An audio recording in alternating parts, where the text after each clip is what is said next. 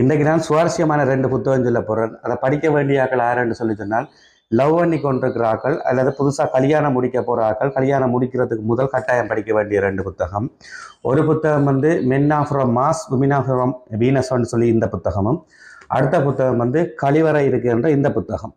இந்த புத்தகம் எதை பற்றி சொல்லும் என்று சொல்லி சொன்னால், மனித உறவுகளை உளவியல் ரீதியான ஆண்களுக்கும் பெண்களுக்கும் உள்ள வித்தியாசத்தை எப்படி புரிஞ்சு கொள்றேன்னு சொல்ற இந்த புத்தகம் சொல்லும். இந்த இந்த புத்தகம் வந்து செக்ஷுவல் ரீதியாக ஆண்களுக்கும் பெண்களுக்கும் உள்ள வித்தியாசம் அது சம்பந்தமாக இந்த புத்தகம் ஆராய்ச்சி இருக்கு.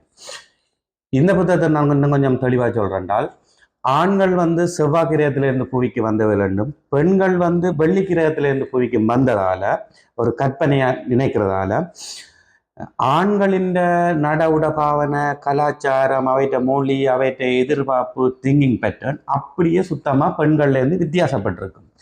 இந்த வித்தியாசம் வந்து எப்பயுமே அது மாற போறதில்லை. வேண்டும் எங்களுக்குள்ள ஒரே வழி இந்த வித்தியாசத்தை நாங்கள் புரிஞ்சு கொண்டு அவைகள் இப்படித்தான் இருப்பினம் என்று ஏற்றுக்கொண்டு அதன்படி போனோம் என்று சொல்லி சொன்னால் குடும்ப உறவிலேயோ அல்லது ஆண்களுக்கும் பெண்களுக்குமோ பிரச்சனை வராதுன்னு சொல்லி இந்த புத்தகம் சொல்லும். கழிவறை இருக்கின்ற இந்த அருமையான புத்தகத்துல லதா என்ற வீர பெண்மணி சொல்லிக்கிறார் என்றால், ஆண்கள் வந்து பெண்கள்ல வந்து அதாவது குறிப்பா செக்ஷுவல் ரிலேஷன்ஷிப் பண்றதுல ஒரு கழிவறை இருக்க மாதிரி தான், ஒரு டொய்லெட் சீட் மாதிரி தான் பாவிக்கிறோம் வேண்டும். பெண்களுக்குள்ள செக்ஷுவல் தேவைகளை புரிஞ்சு கொள்ற வேண்டும். சுவாரஸ்யமா பெரும்பாலான பெண்கள் செக்ஷுவல் ரிலேஷன்ஷிப்ல உச்சக்கட்டம் அடையிற இல்லைன்னு சொல்லி நிறைய பெண்களுக்கு அப்படி உச்சக்கட்டம் ஒன்று இருக்கண்டே தெரியாதுன்றது. கன பேர் சாகு மட்டும் உச்சக்கட்டம் அடையிற இல்லைன்னு.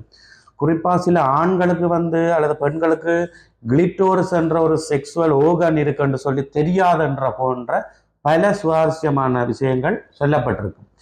ஆகவே உடல் ரீதியான அல்லது உள ரீதியான விளக்கங்களை பெறுறதுக்கு இந்த புத்தகத்தையும், செக்ஸுவல் ரீதியான விளக்கங்களை பெறுறதுக்கு இந்த புத்தகத்தையும் படிச்சா பிரச்சனை இல்லாமல் வாழலாம்.